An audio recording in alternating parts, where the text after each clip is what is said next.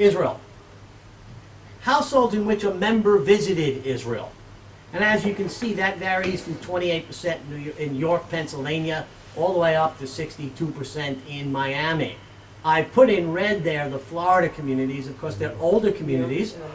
People have had 60 years to come here. In younger communities, where a good portion of the population is under the age of 35, they haven't had much of a chance to come here yet. So that explains some of the differences. This is having been on a Jewish trip with a Jewish organization. And that you can see from 10 to 28%. This is Detroit now. What percentage of various types of households have visited Israel? The interesting thing here is that there's really relatively little relationship with income on this one. Look at the relationship between Orthodox, 94%, conservative, and Reform. Look at, again, 76% of in-married couples, 15% of intermarried. Look at the relationship with giving levels to the Jewish Federation. We get people here, they're more likely to become philanthropic when they get home. In Charlotte, North Carolina, only 4% of the kids have been to Israel. In Bergen County, New Jersey, it's 33%. I suggested to them in Charlotte that one of the programs they needed was to get more of their kids to Israel, because those kids come back and infect other kids with what they learned here. Will not seriously investigate sending Jewish teenagers on a trip to Israel. Will not do so. You'll notice the opposite is very good. The vast majority of Jewish parents in the United States will at least look into sending their kids here when their kids are teenagers.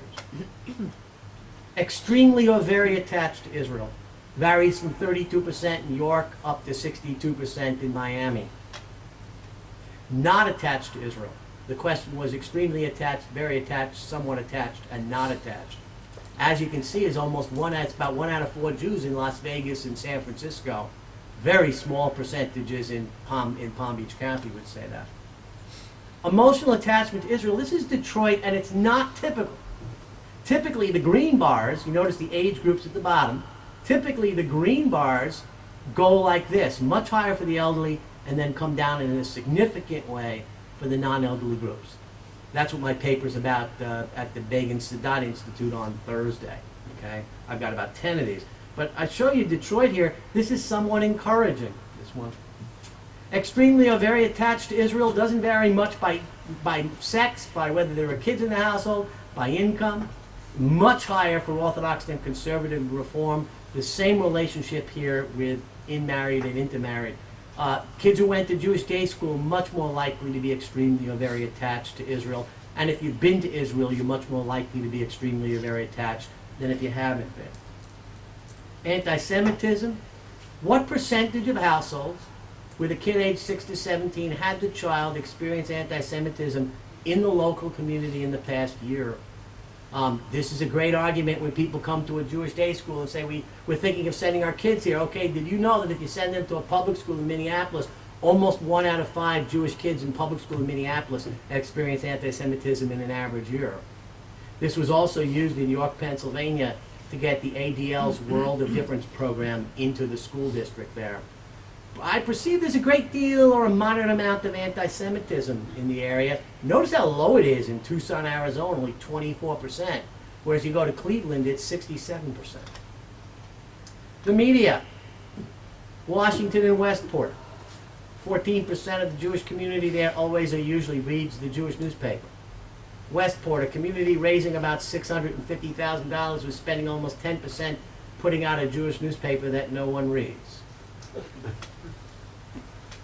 Last topic, philanthropic donations. This is the least reliable data in the world.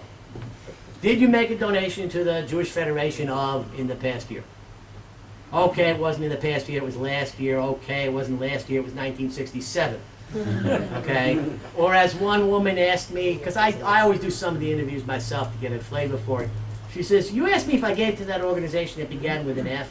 I said, the Federation, right? I said, well, my daughter came home to buy a tree in Israel, and we sent $5 into Sunday school to buy a tree in Israel. Is that the Federation? I said, no, that's the Jewish National Fund. She says, well, then change my answer. Okay, no, we don't give. So a lot of this, some of this is, even though we've been on the phone with them for 15 minutes, they say, aha, now here comes the pitch for money. Okay? Some of them lie for that reason, but a lot of it is not lying. They just don't understand what a Jewish federation is, etc. So you can see that varies from 15% in Seattle all the way up to 62% in Cleveland.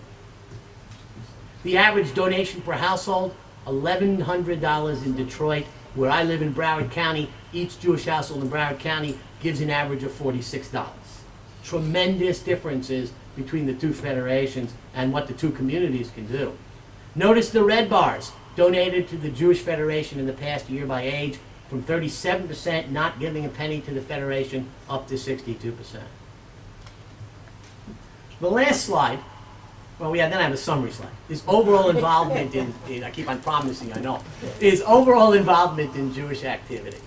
We measure Jewish activity on these surveys in a number of ways. Do you do any of the following home religious practices? Do you attend services at least once per year? Do you belong to something Jewish? Did you donate to a Jewish charity in the past year? And as you can see, in Monmouth County, New Jersey, 97% of Jewish households do something Jewish. In Las Vegas, it's 83%. So there is a difference. But even though we might look at any individual measure and say, why aren't more Jews doing X, Y, or Z, right? When we look at it overall, in most Jewish communities, at least 87% of Jewish households do something Jewish every year. While not all local Jewish community studies have been properly used, overall the money has been very well spent. Communities have made different decisions and have changed the way in which they operate on the basis of these data. By the way, I showed you about 80 slides of the 800 and so that we produced for a study, so I haven't shown you anywhere near all the results. While national survey results are often useful at some levels, almost all planning is done locally, and that's one of the reasons why the United Jewish Communities will not be doing another national survey in 2010. There may be one, but it may come out of Brandeis University. Clearly, American Jewish communities differ significantly from one another. Okay. And any shaliach, anybody here going to a Jewish community that you're going to interact with in the United States, should go to jewishdatabank.org. Download at least the summary report from whatever community you're going to and learn something about that community. Because if you take a look at national data and what people have to say about American Jews in general, each individual community can in fact be quite different from the national survey. So I'll stop right there and we'll take any questions, I guess, right? We have Howard Weisbaum and Ben Lerner. Sami Khan. Okay, Mayor Romain. Ira, Okay. first of all, thank you very much, and Manfred, thank you for not pulling the hook too quickly, because it was fascinating. I was a compliment and then a question. I was Federation executive in the mid-'70s to mid-'80s in the States before we made Aliyah, Jewish agency executive here. Your approach to community studies has become so much more sophisticated and ability to use it as planning tools, et cetera, et cetera. Sure. So yasher koach. Thank you. Question. First of all, are these slides available on jewishdatabank.org? Everything, yeah. This presentation is on this laptop, so if you want this specific presentation, Tomas can email it to you, okay? But yeah, you go to my Lehigh Valley study. Well, Right. no one is interested in Lehigh Valley. If you went to my Detroit study, for example, Yeah. you'd find a main report that's over 800 pages, a summary report of 150, and about 700 slides divided into about 8 or 9 slide Yeah, sets. because I've seen some of the narrative, I haven't seen the slides. Yeah. My question of, there are lots of questions, I'm only going to ask one. In the movement of people, with the movement of people from the Northeast, even though you mentioned that most of the retirees stay, to what extent do we know has wealth moved with them? To what extent has real monies moved, even though they don't, the giving patterns are different, as you correctly pointed out, depending upon where they were born, but to what extent has wealth moved? You know, that's interesting. You're going to force me to make another slide, okay? Because it's a good question. I have the answer to it, okay? But it's based on my gut reaction and on an interaction I had when I presented to the directors of Jewish Family Services, okay? The slide that I need to make is the median income of elderly from community to community. and that would answer that question. And I'm going to do that for my next report from Middlesex County, New Jersey. That's why the report keeps getting longer, because people ask good questions. But here's the answer, okay? In general, those retiring out of the state of their residence when they were 65 have considerably more money than those who stay behind. And what happened at Jewish Family Service is that the communities in Florida were trying to make the case that there should be some reallocation of money from the Northeast to the South, because we were taking, in the South, we're taking care of all the elderly who'd grown up back in New York and Detroit and Chicago and Philadelphia. And the answer from the JFS directors in the northern cities was, well, but it's the wealthier people who've moved to Florida, and the people we're left behind with are the poorer people. And so we can't afford to send you any money, because you've got the ones with the money down there. And you know, when we look at and compare, for example, the income of snowbirds in Florida with the income of the full-year residents, the income of the snowbirds is almost double the income of the full-year residents.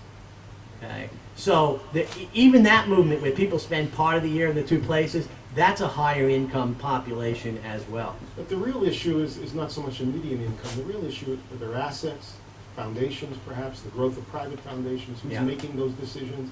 Does it remain with the kids back in Westchester or whatever the case may be? Well, yeah, we ask a question about whether you have a will and whether it has the Jewish charity in the will as well.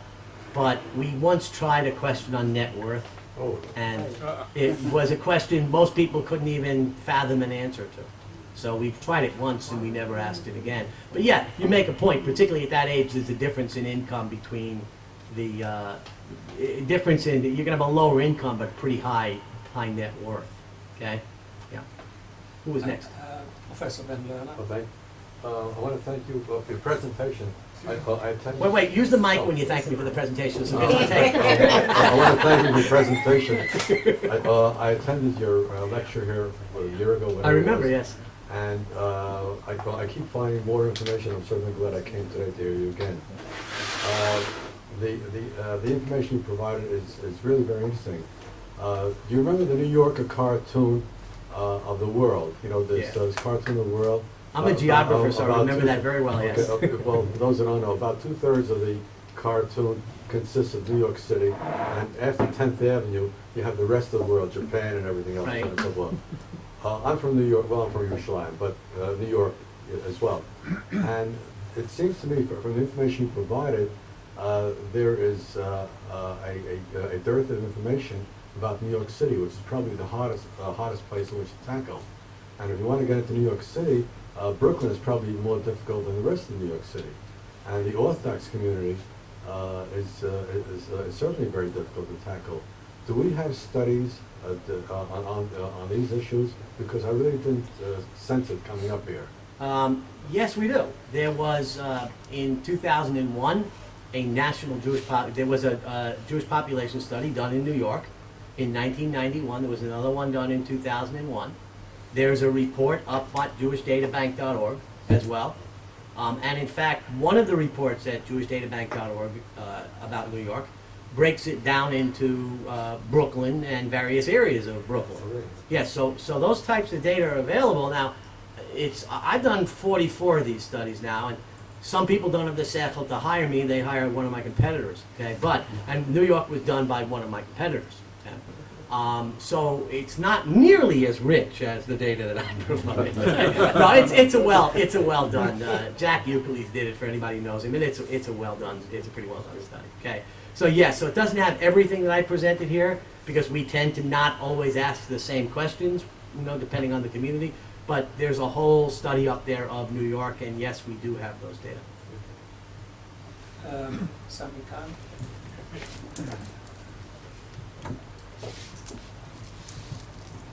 I have two questions. Is it working? It's on, yes. Did you, during the label of category of Orthodox Jews, are the Haredi Jews included? And if not, do you have any data about the Haredi? That's one question. And the other question, when you presented data about mixed marriages, with the two categories, those who have converted and those who not. Have you a division between the different Jewish streams, that means Orthodox, conservative, and Reform, about this data?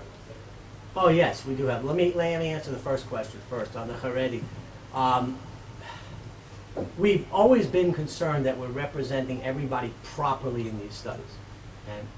And after the 1990 National Jewish Population Survey, the Orthodox community in particular was insistent that they had been underrepresented in that study.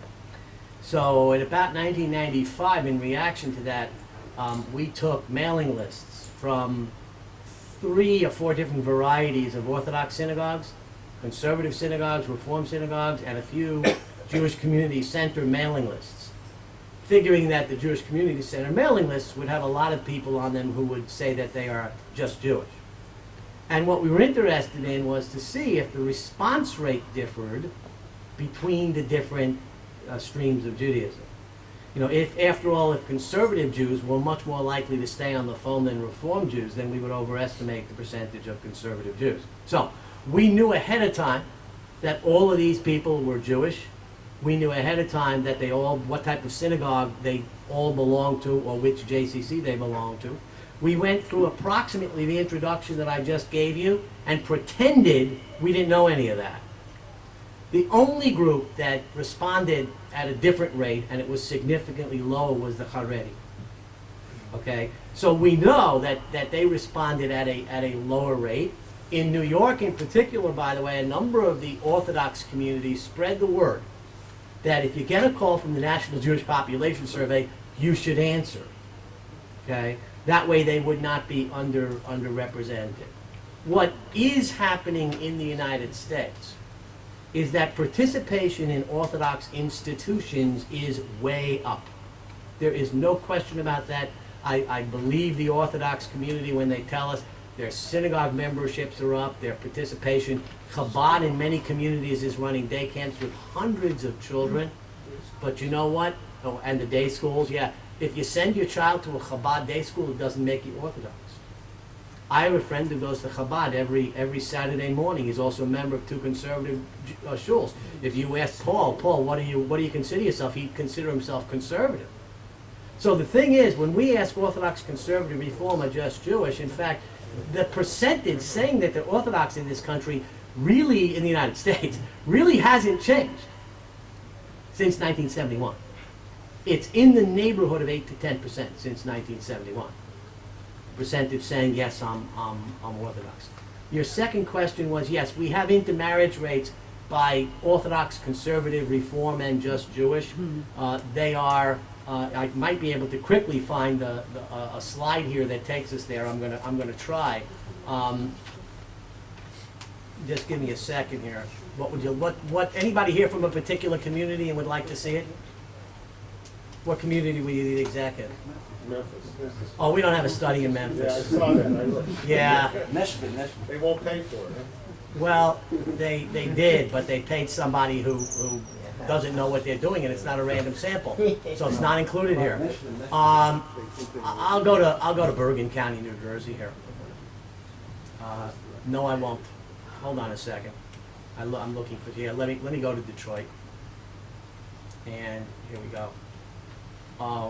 Can't do that, Tooka. Here's the point. Orthodox Jews are much less likely to intermarry than conservative.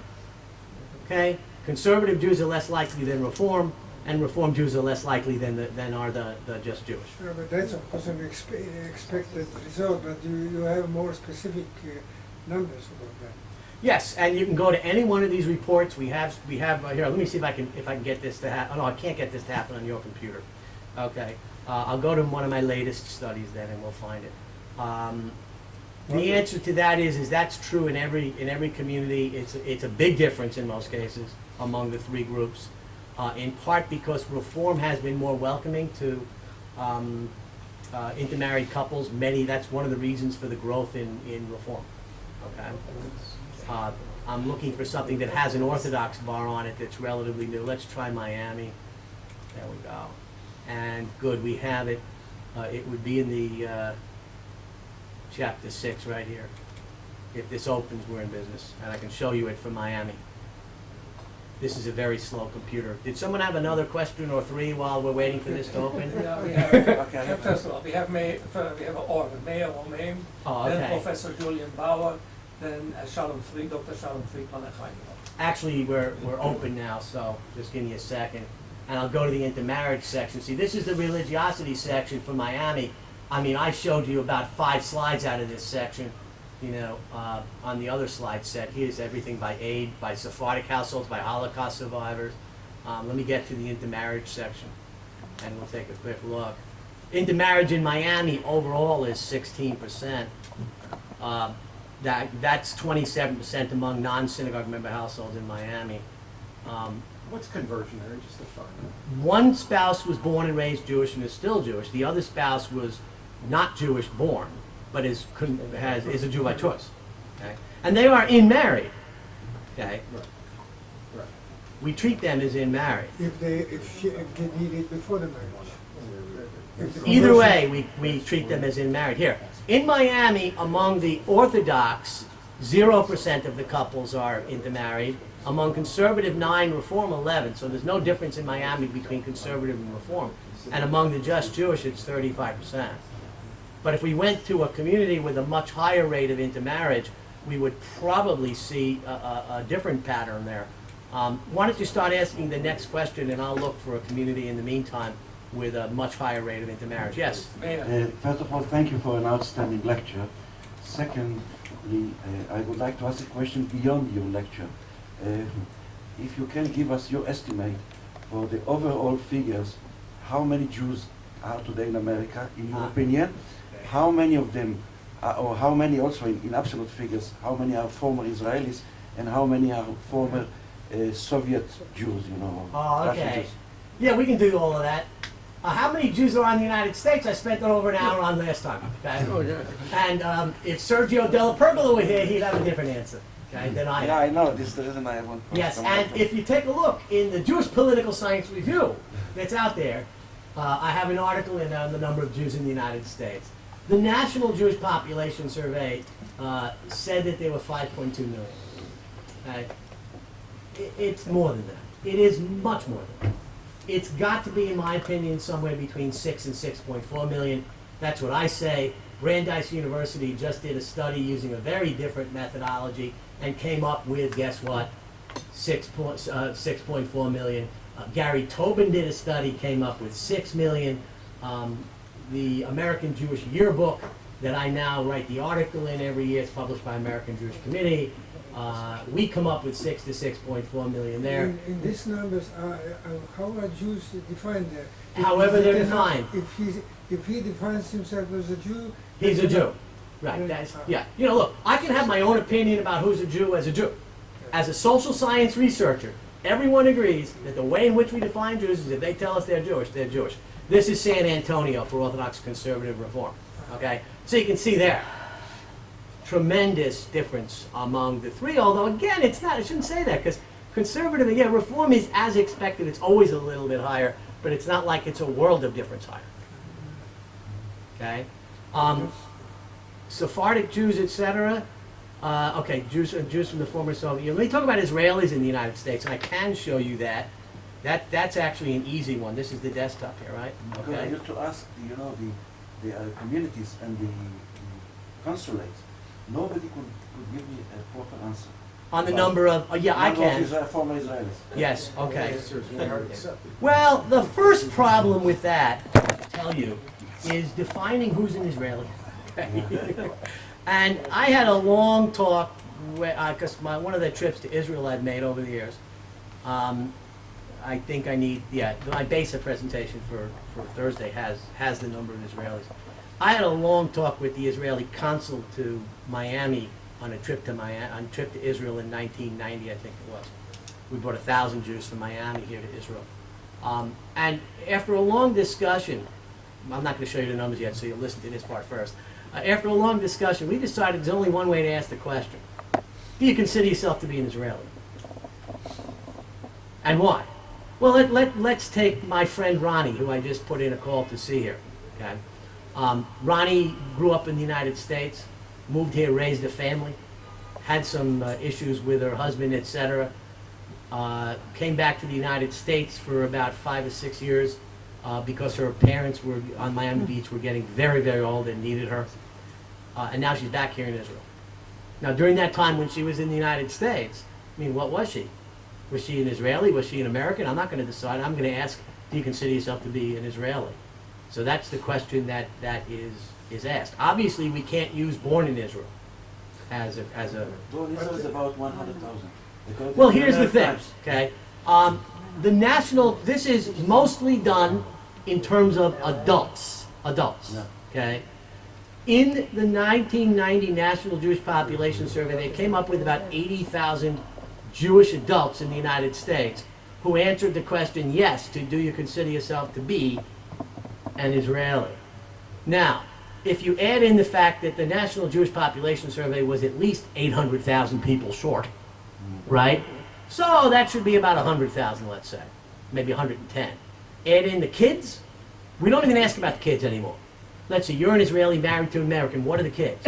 When I tried to ask that question, they go, well, I don't know. And the answer's somewhat arbitrary. So we just do it for adults now. And so there might be, my estimate is there's probably somewhere between 100 and 120,000 Israelis in the United States.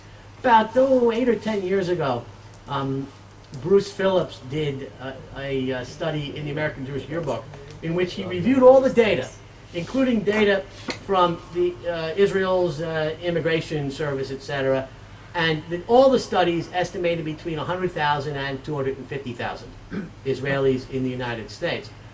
You can see here we have numbers. Some Jewish communities we've asked to study: Los Angeles 52,000, West Palm Beach 2,300. Other Jewish communities have not. One of the reasons we asked in South Florida is we had an Israeli going around who had started a phone book for Israeli businesses in South Florida and made the bold statement that there are 100,000 Israelis living in South Florida. You don't have New York in this. No, New York didn't ask the question Why? because I didn't do the study. If I did the study, I would ask the question. Isn't it clearly relevant? Sure. Okay, so if you're talking to anybody in New York, tell them to hire Sheskin and not Euclides, okay? Anyway. Yeah, New York isn't there because you have to ask the question. So, Let's keep some order. okay, and we do have, I don't have here, we have asked Sephardic Jews.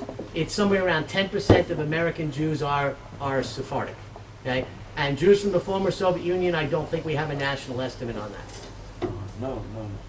Any other questions? Sure, we have Oh. Julian Bauer, Professor Julian Bauer, and then Dr. Shalom Friedman. So first, I will repeat your wonderful was your presentation. My question is, a few days ago there was a release of a study done in United Kingdom with a diminishing Jewish community there.